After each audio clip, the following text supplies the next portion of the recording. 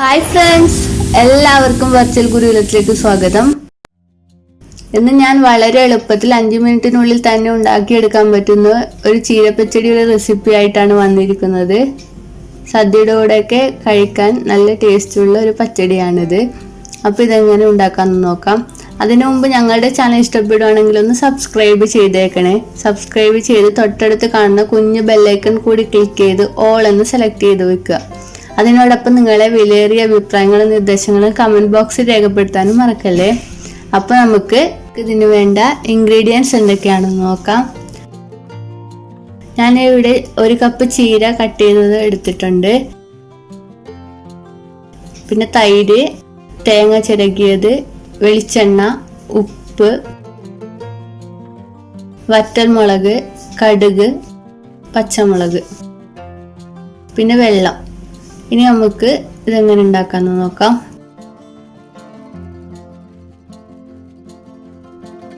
മിക്സിയുടെ ചെറിയ ജാർ എടുത്ത് അതിലേക്ക് നമ്മൾ ചിരകി വെച്ച തേങ്ങ ഇട്ട് കൊടുക്കാം. 1/4 കപ്പ് തേങ്ങയാണ് എടുത്തിട്ടുള്ളത്, അത് ഇട്ട് കൊടുക്കാം.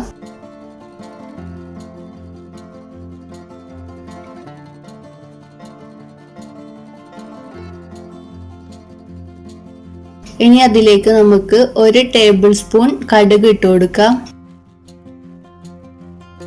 ഇനി അതിലേക്ക് 1.5 ടേബിൾ സ്പൂൺ തൈര് ഒഴിച്ചു കൊടുക്കാം.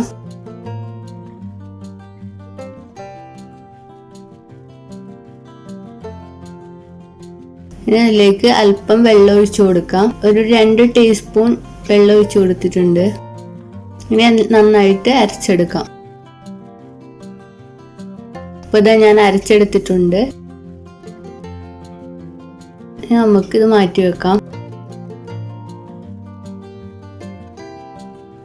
ഇനി ഒരു പാത്രം എടുത്ത് അതിലേക്ക് ചീര ഇട്ട് കൊടുക്കാം. 1 കപ്പ് ചീരയുണ്ട്, അത് ഇട്ട് കൊടുക്കാം.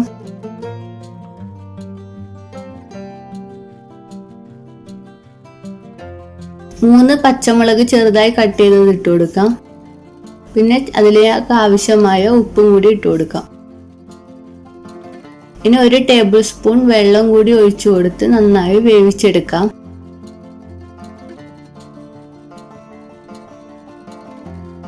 ഇപ്പൊ ചീര നന്നായി വെന്ത് വന്നിട്ടുണ്ട്.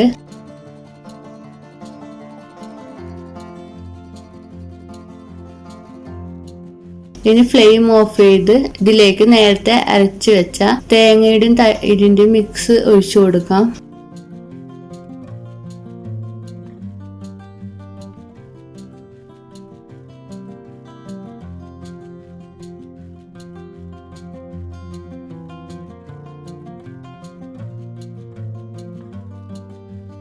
ഇനി ഇതെല്ലാം കൂടി നന്നായിട്ട് മിക്സ് ചെയ്തെടുക്കാം.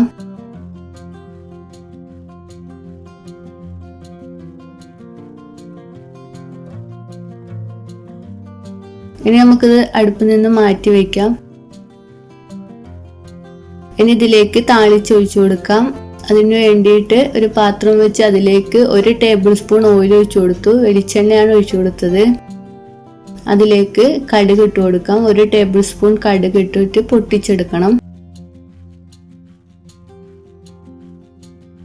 അതിലേക്ക് 4 വറ്റൽമുളക് കട്ട് ചെയ്തതും കൂടി ഇട്ട് കൊടുക്കാം.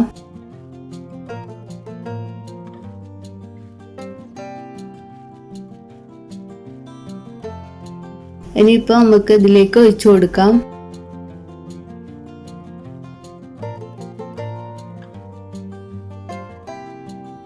അങ്ങനെ നമ്മളെ ചീരപ്പച്ചടി ഇവിടെ റെഡി ആയിട്ടുണ്ട്. വളരെ എളുപ്പത്തിൽ 5 മിനിറ്റിനുള്ളിൽ തന്നെ ഉണ്ടാക്കിയെടുക്കാൻ പറ്റുന്ന ഒരു റെസിപ്പിയാണ്.